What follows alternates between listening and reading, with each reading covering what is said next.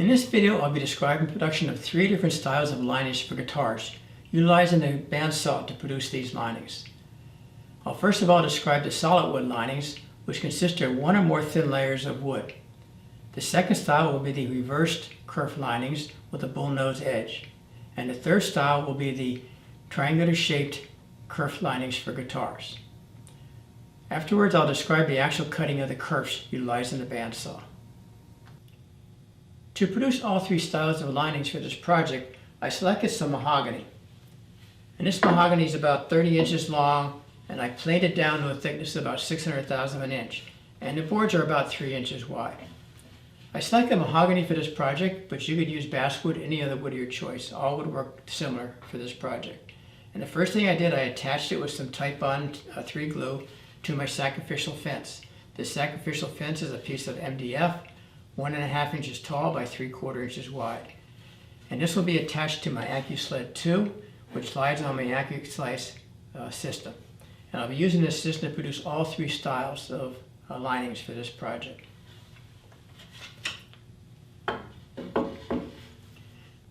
This Accu-Sled II carriage and the Accu-Slice system is the same setup that was used in my previous 2 videos, one on making the kerf linings for guitars and the other on making the bindings for guitars.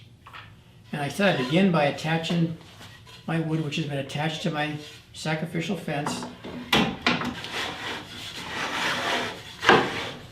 and I'll attach it to my Accu-Sled II carriage.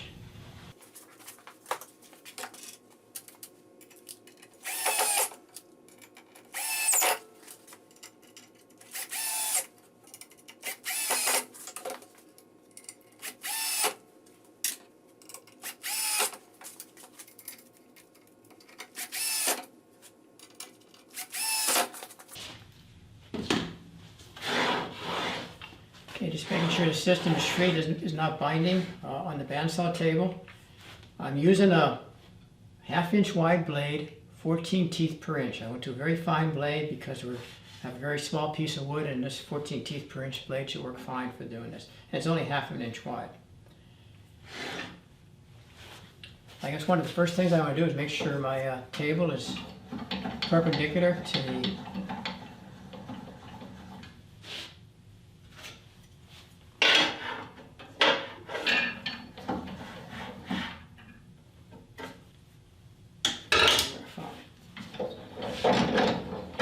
I like to lower my blade guide as low as possible.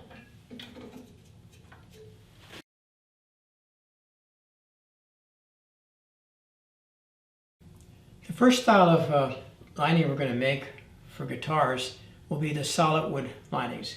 And this is probably the easiest to make on the Accu-Slice system, but probably a little more difficult than actually installing them on your guitars.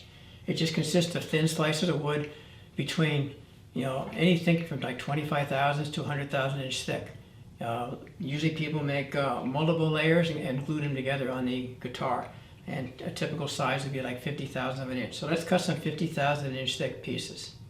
So I begin by first of all making a cut to give me a nice straight edge. This first cut just gives me a nice straight parallel edge, that all subsequent cuts will be perfectly parallel to that.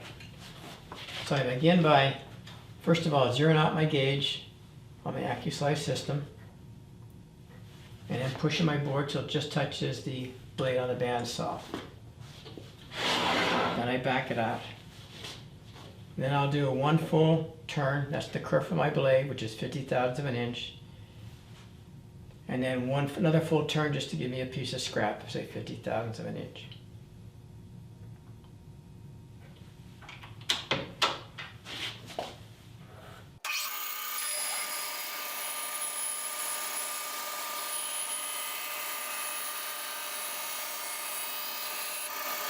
So now I have a straight edge on my board. So now to cut my boards 50,000 inch thick, I just release my mag jig clamps, and then 1 full turn for the kerf of the blade, and another full turn will give me 50,000ths of an inch. And just keep repeating that for every cut. Make sure I lock my mag jigs between every cut.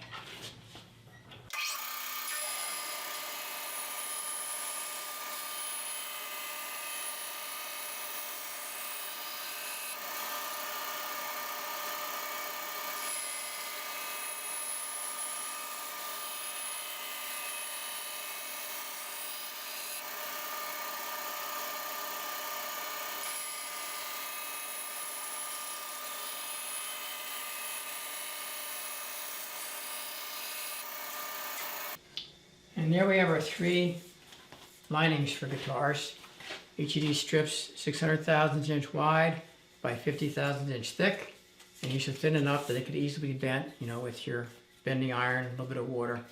You could bend it right into your jig, and then you could also, you know, glue these together in your system to give you your required thickness for your linings. That's the easiest one to make on the Accu-Slice system.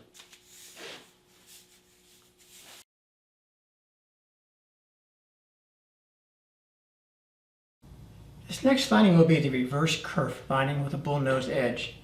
Now you could put the bullnose on these linings after they're cut, but I find it's easy actually to put that on the board before it's cut. The board's larger, it's easier to handle, and get your fingers further away from that router bit. So you can take this off the bandsaw and we'll put it on a router system. Now, there's 2 ways to do this. I could actually remove these screws and take the board off, and then take it to the router, cut the bullnose on it, and then bring it back. But actually you can take the whole thing, carriage and all, it'll slide right off the rail. And I take this entire system over to my router, and we can cut the bullnose on this piece of wood. I installed a half-round cutter on my router table and adjusted to cut the corner off my board. As I push the board through the router bit on the router table, I use the handles to control the board to make sure it stays flat on the router table to get a nice true cut. Okay, let me reinstall this carriage back on the rail. And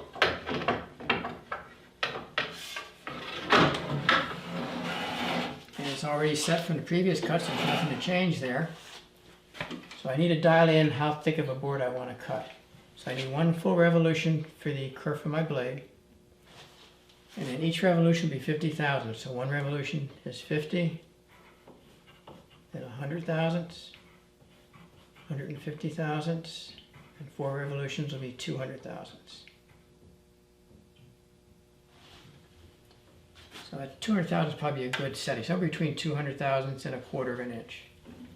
So let's go ahead and cut this off at 200 thousandths.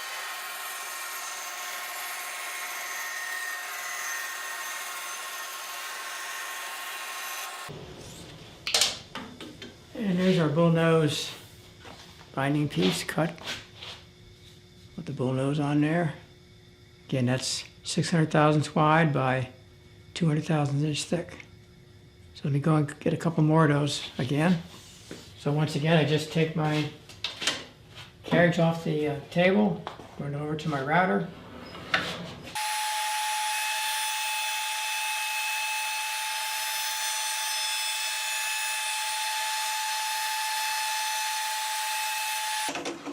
After attaching the carriage and board back on the bandsaw, I index the index wheel 1 full turn for the kerf of the blade, and then 240 thousandths for the board thickness. Throughout this video, I'll be showing the video at 5 times actual cutting speed, just to reduce viewing time. And there's 4 bindings produced, ready to put the kerfs in.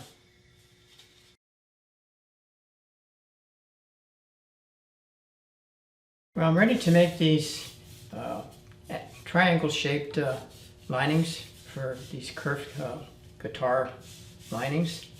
And I want a wedge here that has an angle of right around 68 to 69 degrees, taper going to near a point at the tip, and the base I want to be around 0.240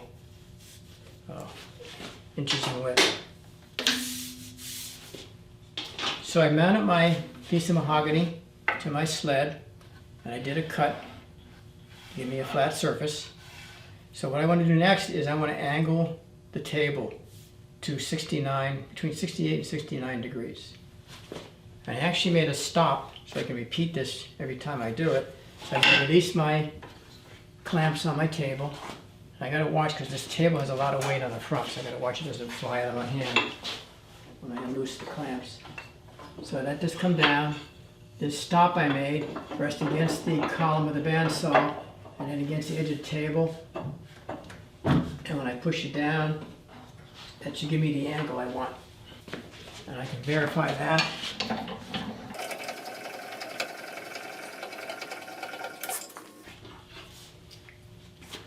digital angle measuring system.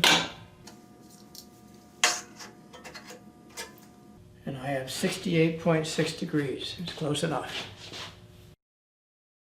So next I have to release my mag jigs and move my table in till I just cut this edge of this board. I'm looking to cut that I just get a pointed edge at the very tip of the blade and lock my mag jigs in place.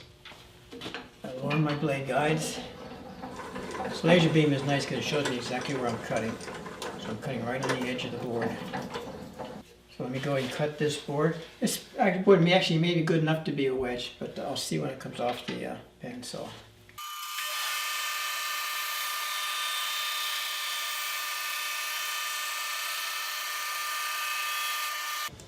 And I got my first angled piece of wood. Let me measure the base here. And I got 245.245. That's pretty close to being accurate. So now I need to return the table to the horizontal position.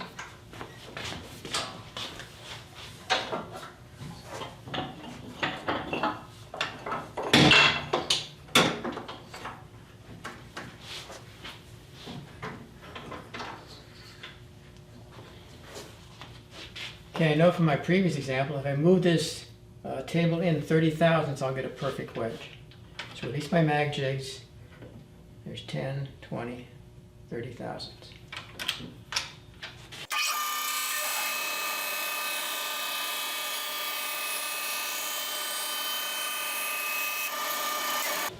And there's my first angled wedge, and the base measures 245.245, exactly what I needed. And the tip here is almost a point. I got a slight flat edge on the very edge, but that's good. So I just keep repeating the process, tilt the table back down again to the 69 degrees. My spacer back in here, put the table in place. And let me see how far I got to move this in. I think that means I turn this index wheel in 0.320 inches. So let me lock that in place.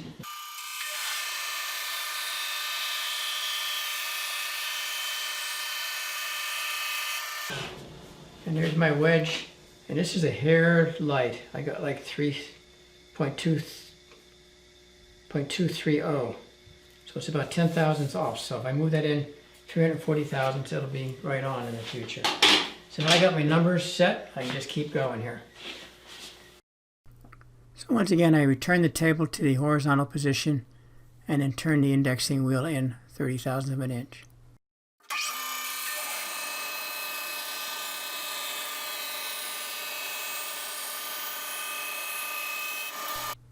I return the table to the 69 degree position and then turn the indexing wheel one turn for the curve of the blade and then another 340 thousandths to give me my desired cut.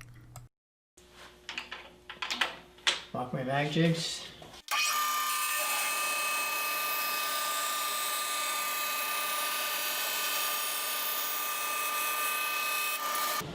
And that one came out perfect. So I have numbers all dialed in now to get perfect wedges. My numbers are 30 thousandths and 340 thousandths. I continue the process of cutting all the triangle-shaped wedges, indexing the table 340 thousandths for the angle position, putting the table back in the horizontal position, rotating it 30 thousandths, and making the cut again. And I continue this process until the entire board has been cut. Yeah, I cut a total of 12 wedges from that piece of wood. All are good. Now this could have been done on a table saw, but you can see how much safer this was than using a table saw. A table saw, you have that revolving blade, you get your hands close to the blade, and when you cut angles on the table saw, it's even more dangerous because your guides don't always work as well. This is much safer. My hands are far away from the blade. And actually this low profile in this Accu-Sled II carriage is really nice because I can bring my blade guides down real low and just makes it much safer to cut.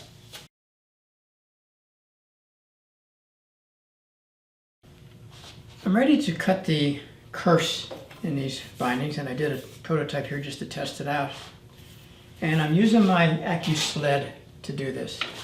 I saw a number of videos on YouTube. People did this different ways, a lot of times on the bandsaw.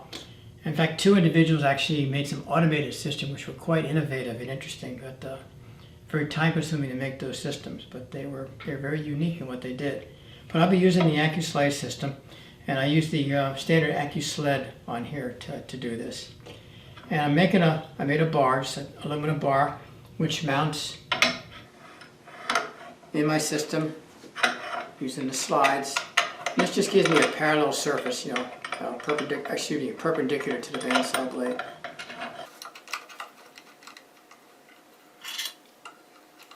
And this can be adjusted in and out. I decided to move it out a little bit. I did install a second laser beam to project my path for the cut. So I'm just using that to set this up. So it just locks in place, and then when I put my blank wedge on here, I can see where I'm going to be cutting on the system. I made another little block here, which again slides in the system here with an angle, so that I can lock this in place, so I get nice contact. I could do it with my hand just by holding it, but I'd rather have a block to hold it in place. And it just slides in one of the slots.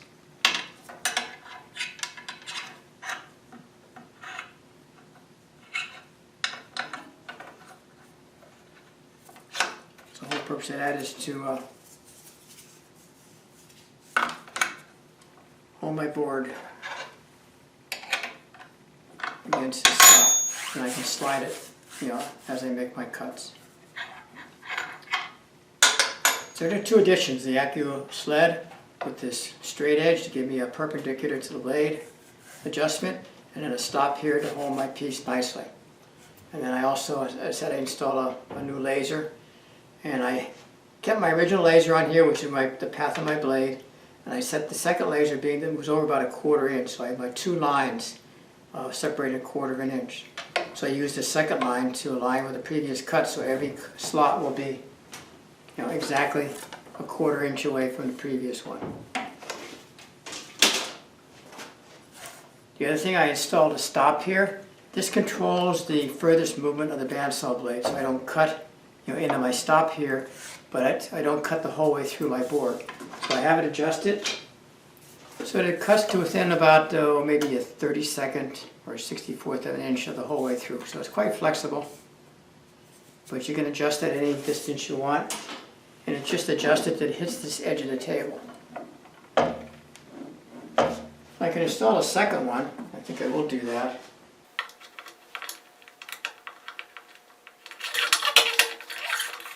To control how far back I move, just make things faster. So I put this here, tighten it, and now that's my movement. That's smaller movement. It'd be quick and easy to do my cutting. So I just be boom, boom, boom, boom. Okay, nice and easy. So I'll be doing, I'm making my first cut, moving it over to that laser beam, falls in line with that cut, cutting again, and just keep going down. Okay, I'm all set. I have my wedge piece. I'll slide it in my jig here, and I'll put the laser beam right on the edge of the board, and I'll make my first cut, move it, and keep cutting till I cut down the whole board. I align the right-hand laser beam with the previous kerf slot, then make my cut. I advance the board and keep repeating the process. Note this video is sped up 5 times actual cutting speed, just to reduce viewing time. The left-hand laser beam is the actual cutting position of the bandsaw blade. And that's our completed strip. And again, very flexible. Get a little bit of sanding on the bottom where the blade went through. If I do some 220 grit sandpaper, will sand that off. And I probably could have gone a little bit deeper. This is about a little more than a 32nd inch. I think I'll do another piece and I'll make it a little bit deeper. I just do that by adjusting this stop. I'll move it in a little bit.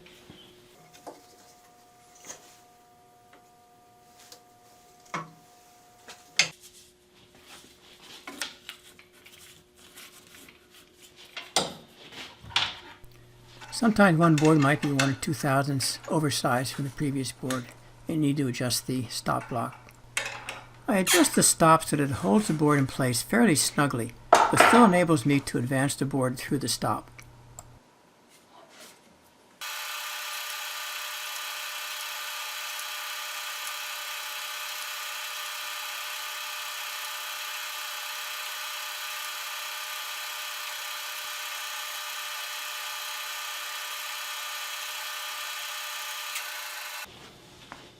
I cut the kerfs down to the last inch on that piece. Again, the fuzzy's on the bottom, and this piece is definitely more flexible than the other one since I cut much deeper. I'm down to within probably a 32nd of an inch. Here's the previous one, and definitely more flexible.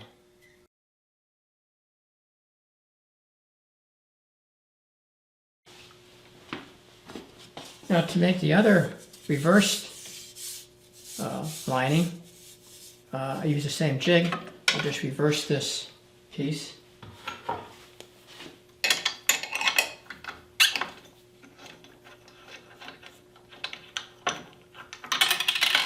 Let me turn it upside down because I have my wedge on here. So let me just turn it upside down to the flat side.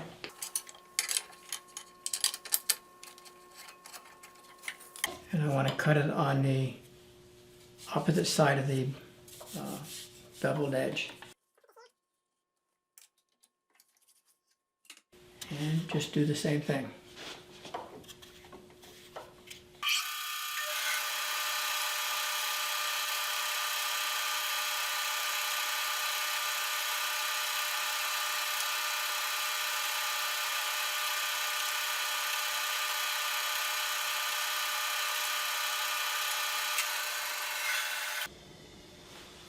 And there's my reversed kerf lining, all with the kerfs evenly spaced, and a fuzzy there which can be sanded off with some sandpaper.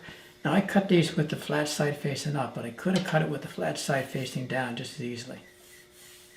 In fact, let me go and do that on another piece. But again, very flexible.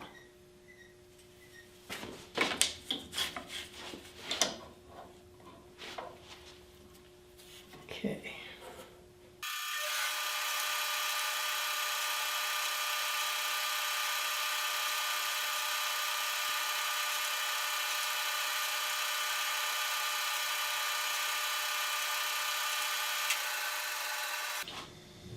That is my reversed kerf lining with the bevel facing up when it's cut. That definitely is cleaner. There's no fuzzies on the top. There are fuzzies on the bottom edge, which should be sanded off. But comparing that to the previous one where the bevel was facing down, see, it's much messier. So this is the preferred way to do it with that bevel or rounded edge facing up. But again, that's very flexible.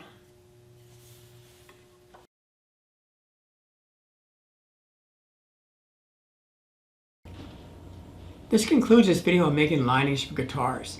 And in this video I made 3 different styles of linings for guitars. The first style were these straight strip linings. And these are just strips of wood, 600,000 of an inch wide by 50,000 of an inch thick. And I also cut some pieces a little bit thicker. These are 75,000 of an inch thick. And again, normally you take these, you wet them, put them on your bending iron, bend them to your shape, and then glue 2 or more layers together to get the required thickness. These are easy to make on the bandsaw, a little more difficult to install when you're making the guitars. But that's the easiest style to cut on the bandsaw. The second style I made were these Bullnose Reversed Kerf Linings. And these were again a strip of wood, 600,000 of an inch wide by 240,000 of an inch thick with a bull nose. And I cut the bull nose on a router and then cut the strips on the bandsaw. Then I took these strips and I cut the kerfs on the bandsaw. And I did this 2 different ways. The first time I had the bull nose facing down when I cut the kerfs, and I got a lot of fuzzies on that bull nose. Then I did it a second time in which I had the bull nose facing up and I got much cleaner results. All the fuzzies was on the bottom, and it easily came off with some 220 grit sandpaper. But that's a better way to do it. There's less fuzzies on the top and it's a much cleaner surface. Then the third style of lining were these triangular shaped kerf linings. Again, these are triangular shaped cross section, and the bottom is around 0.240 distance. Height is again 600 thousandths. And again, I cut these on the bandsaw, and then I cut the kerfs on the bandsaw. And I cut these two different ways. Again, the first time I cut these, I ended up with a wall thickness of about a 1/16 of an inch wall. And it wasn't that flexible. So I did it over again, and I made my wall thickness about a 32nd of an inch, much, much smaller. And these are much more flexible, and that worked much better. This is actually part 6 of a 6-part video series on producing parts for guitars. I did 3 videos on producing the backs and sides for guitars. I did 1 video on making the purflings for guitars. And I did another video for making the bindings for guitars. And this is the 6th video making the linings for guitars. And these are all done on the bandsaw. The reference to these other videos are in the description section of this video. And once again, if you have any questions or concerns or comments on this video, please drop us an email or give us a phone call. We'll be happy to talk to you. And again, thank you for watching this video.